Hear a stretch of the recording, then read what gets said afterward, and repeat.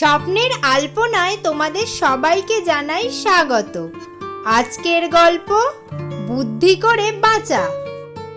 একসময় নদীর ধারে এক বন ছিল। সেই বনে বাস করত এক মুরগি। বেশ মোটাসোটা চেহারার ছিল।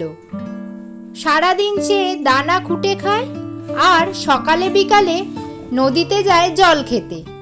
সেই নদীতে একটা কুমিরও বাস করত। সে মুরগিটাকে প্রতিদিন দেখে আর মনে মনে ভাবে, এটাকে আমি খাবই।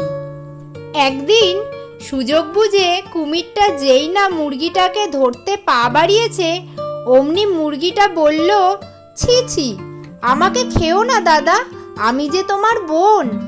শুনে কুমির ভ্যাবাচাকা খেয়ে বলল, বোন? তুমি কিভাবে আমার বোন হলে? তুমি মাটিতে থাকো আর আমি থাকি জলে।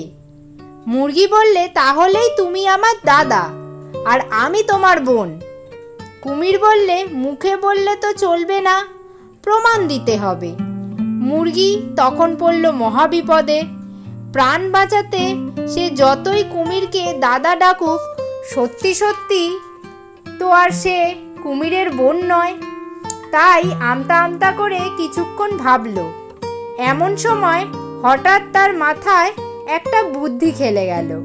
সে বলল, এটা ঠিক যে তুমি জলে থাকো আর আমি চলে বেড়াই ডাঙায়, তবুও তুমিও আমি ভাই বোন। কারণ আমি ডিম পাড়ি আর তোমরাও ডিম পাড়ো। সেই ডিম পাড়ার সুবাদেই আমাদের ভাই বোনের সম্পর্ক, কি তাই না? এ কথা শুনে কুমির মাথা চুলকিয়ে বলল, তা বটে, তাহলে তো তোমাকে খাওয়া চলবে না। এই কথা বলে কুমির আবার নদীতে ফিরে গেল।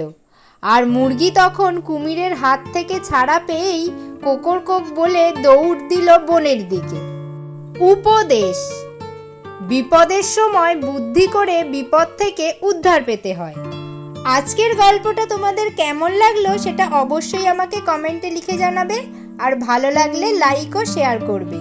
আর যারা নতুন বন্ধু আজকেই আমার এই গল্পটা প্রথমবার দেখছো, তাদেরকে বলছি, তোমরা যদি এখনো সাবস্ক্রাইব না করে থাকো তাহলে আমার চ্যানেলটাকে তাড়াতাড়ি সাবস্ক্রাইব করে দাও, যাতে পরবর্তীতে দেওয়া গল্পের ভিডিওগুলো তোমরা কোনোভাবেই মিস না করে যাও। আজ তাহলে এই পর্যন্তই থাক। দেখা হচ্ছে পরের ভিডিওতে আরেকটি গল্প নিয়ে। ততক্ষণ পর্যন্ত তোমরা সবাই ভালো থাকো এবং সুস্থ থাকো।